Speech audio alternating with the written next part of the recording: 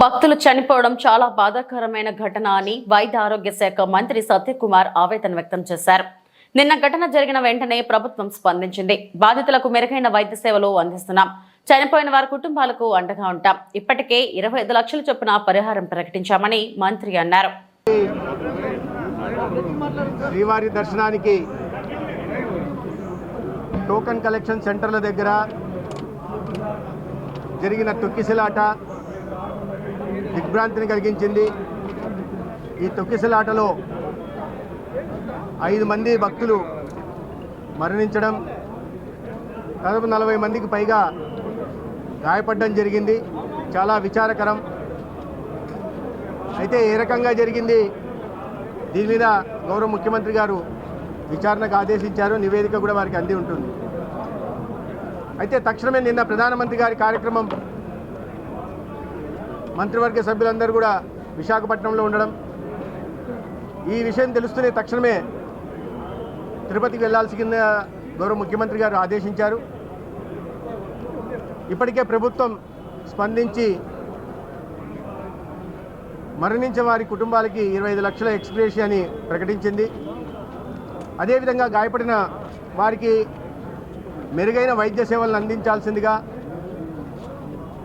ఎటువంటి మరణాలు లేకుండా చూడాల్సిందిగా ఆదేశించడం జరిగింది.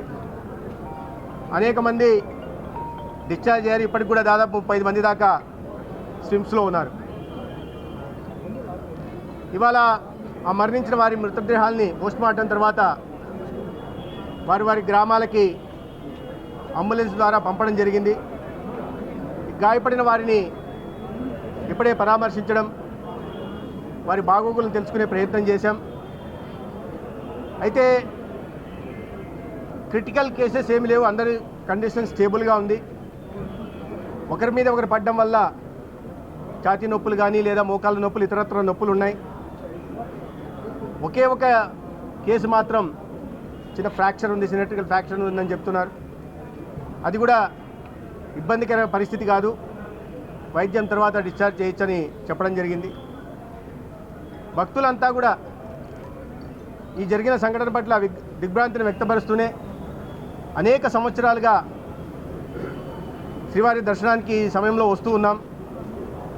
ఎప్పుడు ఇలాంటి సంఘటన జరగలేదు. ఇటువంటి సంఘటనలు భవిష్యత్తులో జరగకుండా జాగ్రత్తలు తీసుకోవాల్సిందిగా వారు కోరడం జరిగింది. వీటిని గౌరవ ముఖ్యమంత్రి గారి దృష్టికి తీసుకెళ్ళడం జరుగుతుంది. సమీక్ష కూడా నిర్వహించబడుతుంది. కాసేపట్లో సమీక్ష కూడా ఉంది. అయితే భక్తులు ఇప్పటికి కూడా దాదాపు చావు దగ్గరికి వెళ్ళి వచ్చిన తర్వాత కూడా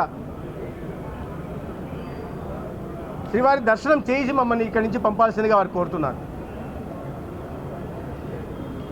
ఇది దురదృష్టకర సంఘటన. ఇది భవిష్యత్తులో జరగకుండా జాగ్రత్తలు తీసుకుంటాం. ఇవి ఇక్కడ జరిగినవి భక్తుల మనోభావాల్ని కూడా ముఖ్యమంత్రి గారి దృష్టికి తీసుకెళ్తాం. వెంటిలేటర్ మీద ఎవరూ లేరు. అన్ని కేసులు కూడా స్టేబుల్గా ఉన్నాయి.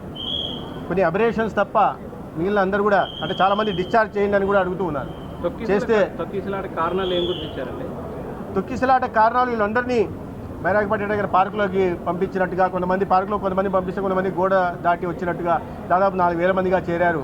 అయితే వీరిలో ఒకరికి అస్వస్థత కారణంగా బయటికి తీసుకెళ్లాలని ప్రయత్నం చేసినప్పుడు గేట్లు తెరవబోతే క్యూ లైన్ గేట్లు తెరుస్తున్నారనే భావంతో భక్తులందరూ ఒక్కసారిగా వచ్చినట్టుగా తెలుస్తుంది. దాని కారణంగా తొక్కిసలాట జరిగింది. ఏదైనప్పటికీ కూడా దురదృష్టకర సంఘటన. విచారణ కూడా ఆదేశించున్నారు కాబట్టి ముఖ్యమంత్రి గారు దానికి అనుగుణంగా ప్రభుత్వం చర్య తీసుకుంది.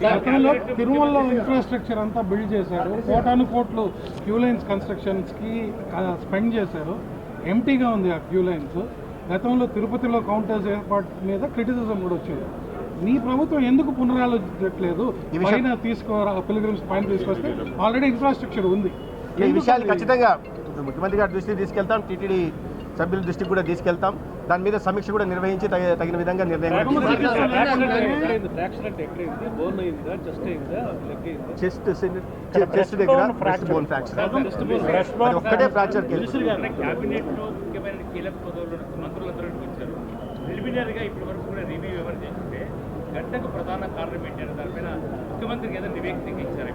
నివేదిక ముఖ్యమంత్రి గారు కోరారు, కలెక్టర్ గారు ఇచ్చారని మీడియా మాధ్యమంగానే తెలుస్తుంది. కలెక్టర్ గారితో కూడా నేను ఉదయం మాట్లాడడం జరిగింది. ఇప్పుడు ముఖ్యమంత్రి గారు వచ్చిన తర్వాత దాని మీద సమీక్ష కూడా జరుగుతుంది. ప్రథమ చికిత్స లేకుండానే చాలా మంది చనిపోయారు అనేది అక్కడ అపోహ ఉంది. కనీసం చర్య తీసుకోకుండా ప్రథమ చికిత్స 100 మీటింగులు 100 మీటింగులు జరిగినాయి. 100 మీటింగులలో ఎక్కడ కూడా మీరు ప్రథమ చికిత్స సంబంధించి ఏ విధమైన చర్యలు తీసుకోలేదు. అసలు కనీసం ప్రథమ చికిత్స ఉంటే ఇంకొక 3 బతుకుండే వాళ్ళు అక్కడే. మినిమం ఫస్ట్ ఎయిడ్ ఇచ్చేవాళ్ళు లేకుండా చనిపోయారు అనేది ప్రధాన ఆరోపణ. దీని మీద ఏం రివ్యూ చేశారు, ఏం మీటింగ్లు పెట్టారు అధికారులు? డాక్టర్లు చెప్పడం ఏంటంటే క్యాంపు పెట్టాం, డాక్టర్లు ఉన్నారని. సార్ ఇవన్నీ ఫేక్ స్టేట్మెంట్స్. అంబులెన్స్ కూడా టైం పట్టింది సార్ అక్కడ. ప్రాక్టికల్ గా రాలేదండి సార్ కొత్త ప్రభుత్వం, కొత్త పాలక మండలి, కొత్త అధికారులు టీటీడీ చరిత్రలోనే ఎప్పుడు ఇంతటి ఘటన జరగలేదు. 5 మంది చనిపోయారు. Who are you going to hold accountable for this entire Honorable CM has already initiated an inquiry. It seems the inquiry report has already been submitted to the Chief Minister.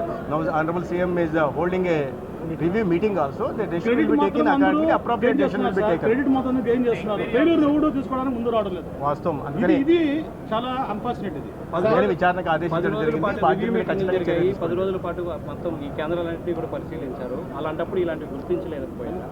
అంటే వైఫల్యం చెందింది టీటీడీ, వైఫల్యం చెందిందా, పోలీసులు వైఫల్యం చెందారా, ప్రభుత్వం వైఫల్యం చెందిందా? తెలియని విషయం మీద నేను వ్యాఖ్యానించలేదు. ఎందుకంటే నేను ఒక ఆరోగ్య శాఖ మంత్రిగా మీకు మెరుగైన వైద్య సేవలు అందించే దీని మీద వచ్చాం. అంటే మీరు చెప్పిన ప్రతి విషయాన్ని, ఫస్ట్ ఎయిడ్ సిబ్బంది కానీ ప్రతి విషయాన్ని తీసుకెళ్తాం. అందుకని సమీక్ష నిర్వహిస్తున్న దాని కారణంగానే సమీక్ష నిర్వహించడం జరుగుతుంది.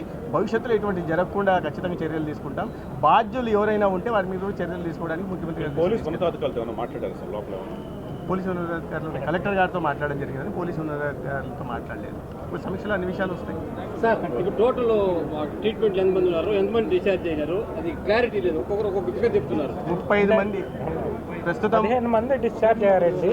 ఇంకా ఇప్పుడు లాస్ట్ గంటన్నరలో 5 డిశ్చార్జ్ అయ్యారు. ఇప్పుడు ప్రెసిడెంట్ ఎంతమంది 29 మంది ఉన్నారండి. ఇప్పుడు 29 మంది ఉన్నారు ఈ నిమిషం. అంటే గంటకి కొంతమంది కొత్త వాళ్ళు వస్తున్నారు, మరి కొంతమంది డిశ్చార్జ్ అవుతున్నారు. అందువల్ల గంట ముందు చెప్పిన దానికి ఇప్పుడు దానికి కొంత వ్యత్యాసం. అంటే ఇప్పుడు వరకు గాయపడిన వాళ్ళు ఇంకా లెక్క తేలలేదా, లేకపోతే మన హాస్పిటల్ రావడం? మన హాస్పిటల్కి వచ్చిన వాళ్ళ సంగతి. వేరే హాస్పిటల్ నుంచి కొందరు ప్రైవేట్ హాస్పిటల్కి వెళ్ళారు. అక్కడి నుంచి వాళ్ళందరూ ఇక్కడికి వస్తున్నారు ఉదయం. అందువల్ల ఉదయం 20 మంది అనుకుంటే చూస్తూ 35 మంది దాకా రావడం. అందరూ టోటల్ ఇక్కడే ఉన్నారు. రుయాలో లేరు, అందరూ రుయాలో ఉన్న వాళ్ళని కూడా ఇక్కడికి మార్చారు. సార్ ఇప్పుడు ఇంజనీర్స్ వాళ్ళతో మాట్లాడారు కదా, వాళ్ళందరూ ఏం చెప్పారు సార్? అంటే ప్రత్యక్ష సాక్షులు వాళ్ళే కదా. వాళ్ళు చెప్పిన విషయాన్ని చెప్పాను నేను.